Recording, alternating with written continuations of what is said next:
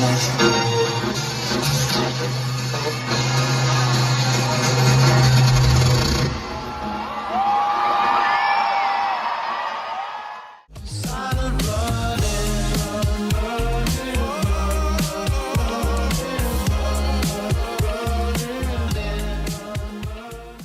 readers and Gorillaz fans, and welcome back to GP Reads. I am your host, Grant Reads, and today we are looking into the static channel, digging through the noise, digging through the videos to find out what the heck this prophecy is, and see if Russell missed anything. Now let me start off by saying this.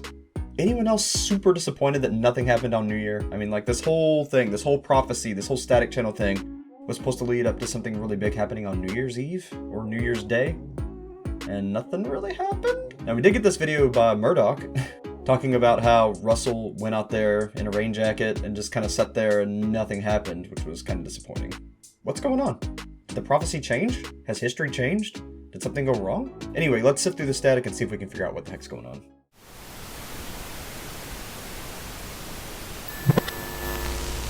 Now these are all apparently shows that came on the static channel that Russell was watching. Like, as he stared into the static, these shows or these clips appeared to him. So that's what we're gonna watch.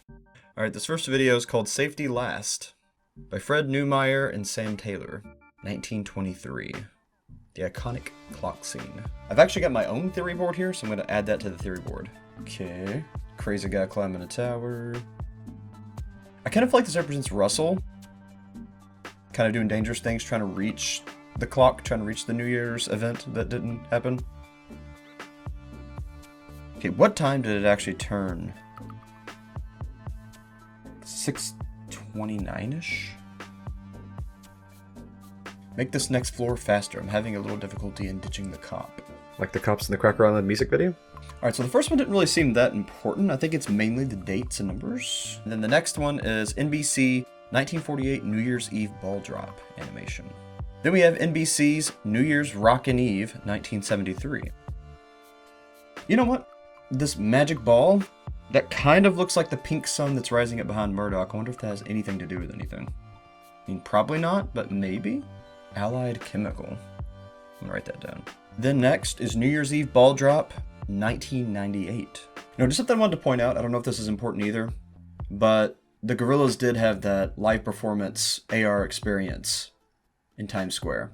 Do you think that had something to do with what's going on here? Do you think it was just a prophecy about when that happens, or like around the time that happens, just foretelling the digital experience?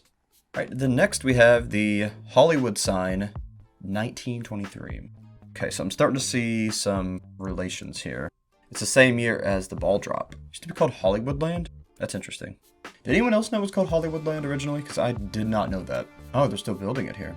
The next is Old Hollywood screwball comedy movie posters. Alright, so something that I saw here that I thought was kind of important is the name of the first one called My Man Godfrey. And Murdoc is trying to puff himself up as this like godlike being in the cult, and the woman's going for it. I feel like that's representative of Moonflower falling from Murdoc because of his cult leader status. The Awful Truth. This Girl Friday. She learned about men from him. Bringing Up Baby. There is another reference to the baby. For those of you who don't know, in the Gorillaz Deluxe set, there was a belly band, which can be an exercise tool, but it can also be something used to help with pregnancy development. And there we got Bringing Up Baby. I mean, it's kind of a stretch, but it definitely could be related. This seems to be another hint at that. Look at the baby. That doesn't even look human. And if it's like a Pazuzu child or whatever it is, that could be in relation to that too. And then we got Too Many Husbands. Kind of sounds like the battle between 2D and Murdoc for Moonflower's love. Vivacious Lady. Now I'm starting to feel like it's mainly just referencing the arrival of Moonflower, or the arrival of this woman who's going to become a huge part of Murdoc's life. Maybe she is going to continue after this era. Who knows? Paula kind of did, just in the background. And we got Love Crazy. Murdoc's kind of, love crazy, you could say. My Favorite Wife. More reference to romance and love and relationships. Ball of Fire. Well, it could either be passion or something really, really bad's going to happen. The Philadelphia story. Now it's got me thinking about the Philadelphia experiment. I don't think that connects, but it did make me think about that. Mr. and Mrs. Smith. Well, reference to romance. I was a male war bride. What the heck does that mean? The doctor takes a wife. Everything's pointing to Murdoc getting married. Faithfully yours. Don't particularly like that title. I mean, if she is kind of flirting with 2D as well, that would account for that. The lady next door just gave me a well nice gift. It's a picture of a creepy eyeball. She said if I put it over my bed, it'll watch me sleep. And then it ends with monkey business. How fitting. Okay, then we see a 15-year time-lapse of an oak tree. I'm going to look up the symbology and the significance of oak trees, but I think the important part is the 15 years. Time-lapse of a plant coming back to life. Well, we know that Moonflower was brought back to life in some way, shape, or form, so probably reference to that. Alright, next is Dracula 1931. Okay, I feel like this is in reference to 2D being the sacrifice. He came over there in secret. They're planning this kind of ritual or something, as Dracula was planning on feasting on this person, so he told him to keep everything a secret. So I was going over the Discord exclusive Gorillaz content, and these pieces stuck out to me. Looked up this Lady Hollowdown. We know she made some movie, but turns out she was also a big shot from the early days of Hollywood, buying up land in 1923. Early investor in something called Hollywoodland. 1923. We see that again. We see that all over the place in the static channel. And then right here we have a poster with her on there. Does she look familiar to you? Yes, she's Moonflower. So could the year 1923 be the important year because that's the year she became immortal? Dracula was also featured in the static channel. Could Moonflower be a vampire? Maybe someone who feeds on life energy or auras to retain their youth? Yeah, now I'm really worried about 2D because now I'm pretty sure the aura test was to see if this soul was pure enough to eat, to devour, to retain her youth. So I guess in this scene we're really seeing her true age. Now I'm starting to see the picture come together. I don't think Murdoc actually loves her. I think that he wants to steal her eternal youth. And it looks like he did, right before the kiss, and I don't think she noticed. Alright, next is Jason and the Aragonaut skeleton fight. Undead warriors. Well, this is terrifying. Are they trying to raise an undead army? I mean, remember the part of Cracker Island by the collective from the grave? Are they going to use 2D as like an appetizer for their undead army? Are they going to feed 2D to an undead army? Because that's what I'm starting to feel. Alright, then we got 11 best TV static animations with sound effects. Scary screensaver. I'm just going to put 11 static to number 11. Alright, and then we've got Peg Entwistle. Whatever that is. Very predatorial. Why is it playing a creepy song with this woman? What did she do? Are you saying the Moonflower is actually Peg Entwistle? That's why she looked older? After she got the spell or charm, whatever, reversed when she came back to life? Or whatever happened there? And there she is over the Hollywood sign. That might be the important part here. I need to look into Peg Entwistle. Then we get the creature feature opening. I mean, it's pretty interesting, but I don't really think there's anything important here aside from the fact that it's saying that the neighbors next door are monsters, basically. Vampires, ghosts, whatever they may be. Then we've got Spanish word for 8 is ocho. Ocho. Alright, then we have the tick of an old clock. Clock again. Something to do with the clock tower, time or something. Time travel. Okay, then we have after that 1954 Escapade Perfume. So that's another year to write down. It also makes me think of the fact that Murdoc had his own perfume. The essence of Murdoc. I wonder if it has anything to do with that. So we're following this as a timeline going by the years instead of the order the videos came out. Right now, not too long ago, we did the perfume thing. Oh my gosh. And the bath. Okay, this definitely has to do with the bath. Listen to this. Choose a gay adventure. Choose Escapade toilet water. Bath water, toilet water. I definitely see the resemblance there. Alright, and then we have 1965 Crack in the World. So that's going to be part of the timeline. Okay, so now I understand what the crack in the world is. It was clean energy by forcing a rupture in the Earth's core and using the energy from that molten core. Is that what's coming out of that hole? Is that molten magma from the core of the Earth? That's what it sounds like. And they've been feeling earthquakes, so it's shifting. It is about to rupture like a pimple. I'm out digging another hole. Murdoc reckons the new me is at the bottom, so... Oh, hang about. Hey, that's funny. Ooh, the ground's shaking. They're gonna launch a missile into it to cause the rupture. Remember, Russell had all that jet fuel. He's planning on doing the same thing as this movie. This is such a bad idea.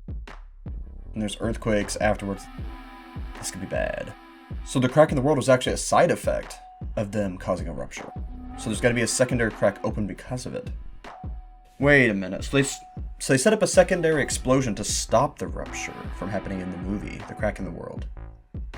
Could that be what Russell is doing? He's setting off an explosion under the Hollywood sign to try to stop the rupture there so it doesn't continue and crack the entire world. Is he actually saving the planet? The holes that Murdoc keeps digging, or having 2D dig, could it actually be places the rupture is going to hit? Places he needs to put the explosions down to actually stop the rupture and save the world? Because we know that it was happening before Russell did what he did. Because 2D, remember he felt the ground rumbling in the podcast when he was digging the holes. So they're actually trying to stop the rupture by digging these holes and causing explosions. They weren't able to stop it that way.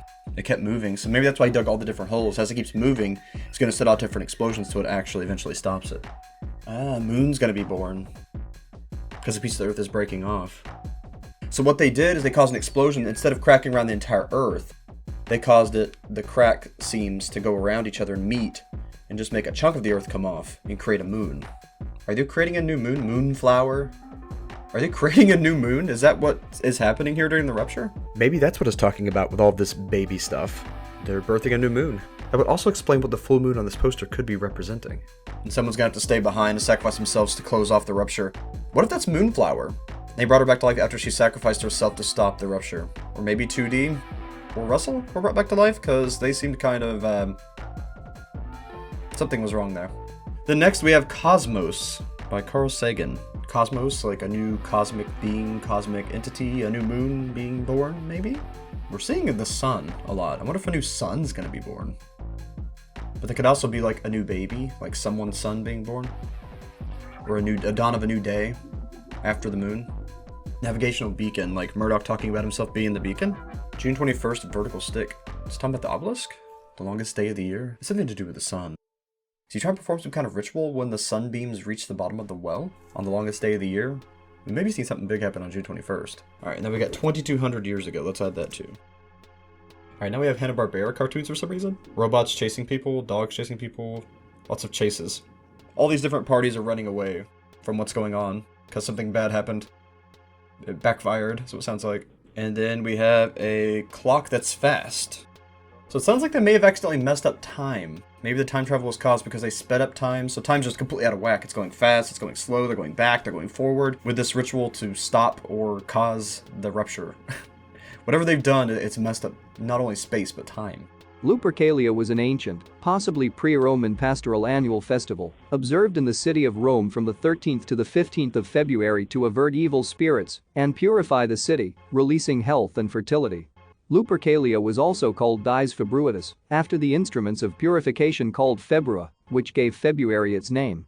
The name Lupercalia was believed in antiquity to evince some connection with the ancient Greek festival of the Arcadian Lycaea, a wolf festival, and the worship of Lycaean Pan, assumed to be a Greek equivalent to Faunus, as instituted by Evander. So more connections to monsters like werewolves and vampires. Also, February being the purification, that's when the album drops. Is there a second ritual coming? Alright, then next is Egyptian obelisk connects humans to aliens. Are there alien connections here? Is Moonflower an alien? What if Pazuzu's actually an alien? A lot of times when beings were depicted in ancient times to have wings, that was actually depictions of them coming from the stars, aka aliens. Could be. It's like a Earth radio tower to space. They were copying the technology of another world. Wireless energy grid. It's about clean energy again. Interesting. The power of the pyramids. About clean energy again, there's definitely something really important about that. They were trying to utilize the Earth for clean energy or something, and it backfired, and the Gorillaz have to basically save everyone from it. Next is splitting UFOs spotted in England. Aliens again. There's definitely something alien connected here then. So there was an explosion, and then it split into 5. That's what this is hinting at. During this ritual, there was an explosion, and it split the UFO, the alien, the being, the deity, Pazuzu into 5. So Pazuzu's actually in 5 pieces. One's in Russell, one's in 2D. I don't know where the rest are, but apparently he's split into 5 pieces. I think this is what this is hinting at. It's really interesting. Maybe the movie is actually going to take place back in time. That's why we see all this time travel stuff, this time-related stuff. Or maybe way in the future. Maybe they're going to be time traveling around, stopping the rupture throughout time and history. Next is Los Angeles in the 1920s. Maybe the movie actually takes place in the 1920s. Maybe they're going to time travel back to the 20s. It's kind of what it sounds like. That would actually be really cool to see like a black and white Gorillaz film. Maybe even a silent film. California Hospital. I mean, they were in a California hospital, weren't they? After going under the tunnel, under the rupture, under the hills. Where Chinaman has a chance pursuing the endeavors of his way, I think it says. So they're going to Chinatown after this? Or am I just getting too deep into this rabbit hole and losing the plot like Russell did? The Plaza Church, the first and principal landmark of Los Angeles.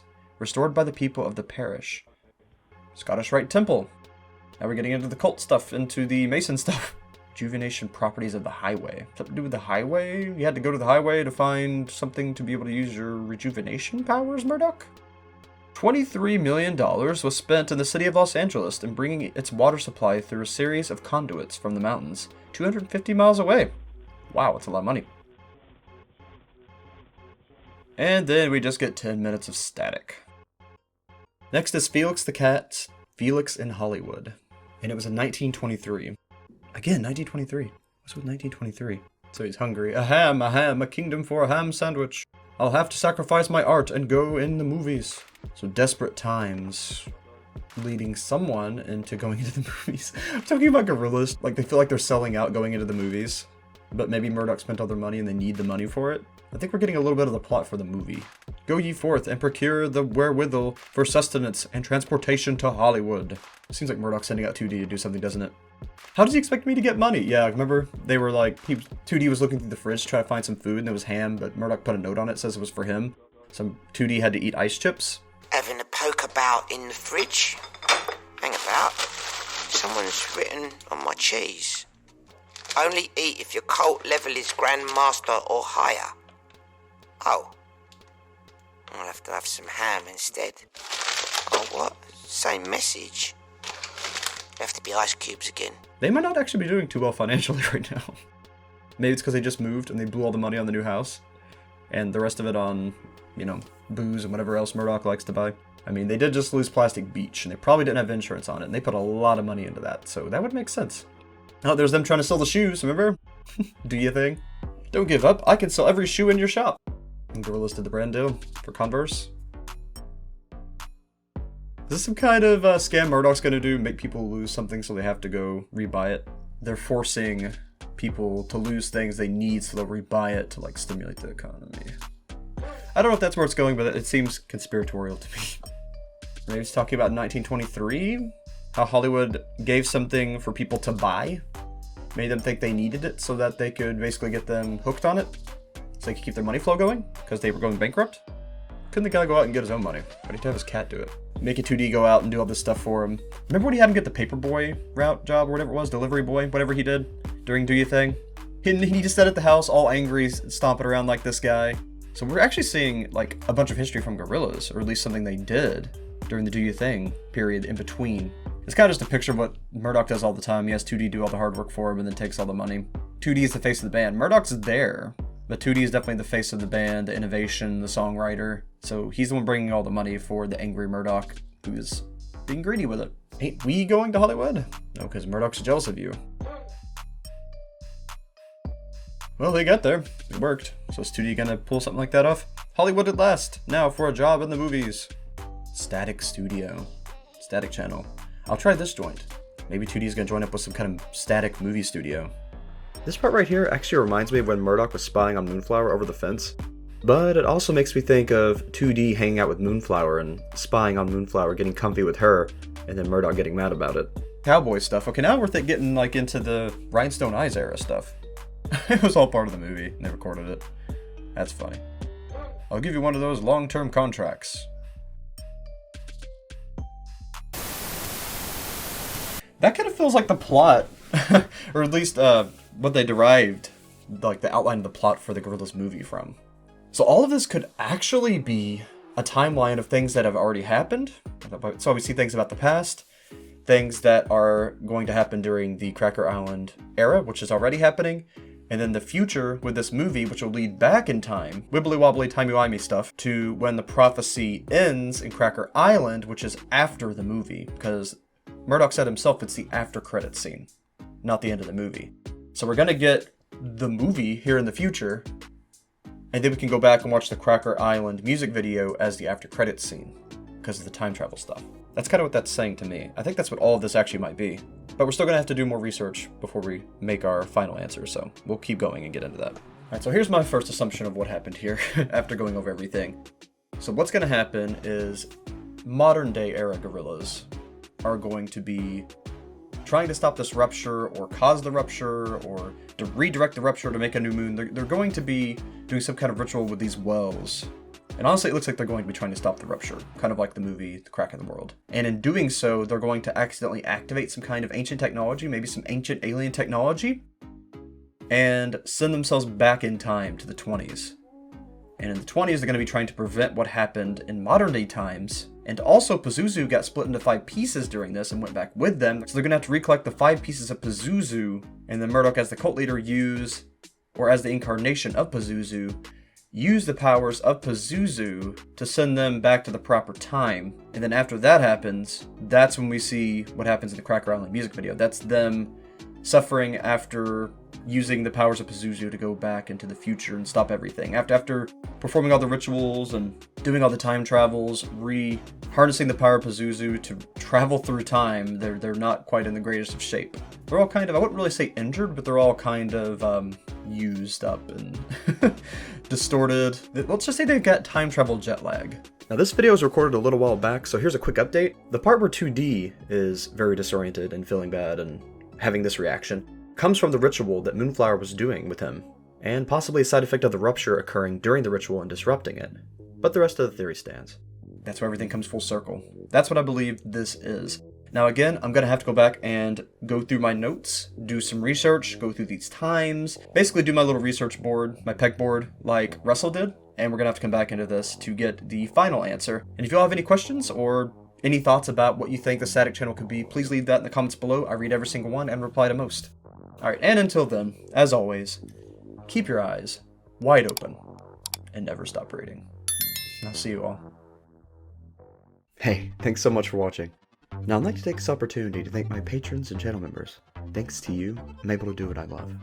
CNK114, Investigator Zeus, Dobby's Music, Jera Mullins, Free Spirit Katie, MC Darfer, Roxy, Vexus, Agnieszka, Granny Monster, Nightmare Luna, and Lily Ardad.